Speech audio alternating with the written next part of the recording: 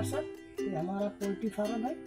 ये भूसी बिछाई जा चुकी थी, 2 दिन हो गया। भूसी अच्छी तरह से सूख चुकी है और इसमें जो हवा लगना था वो भी लग चुकी है। अभी हमारा आज आखिरी डिसइंफेक्शन का आखिरी दिन है। अभी इस दवाई में दवाई पड़ेगी, ऐसे करके दवाई डालना है क्योंकि जो भी इसके बैक्टीरिया है, कीटाणु है, सब खत्म हो जाए।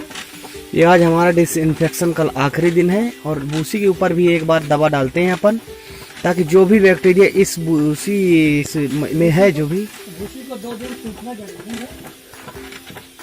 जो भी इस भूसी में बैक्टीरिया है वो पूरी तरह से खत्म हो जाना चाहिए। इसके लिए भूसी में भी एक बार स्प्रे करना जरूरी है।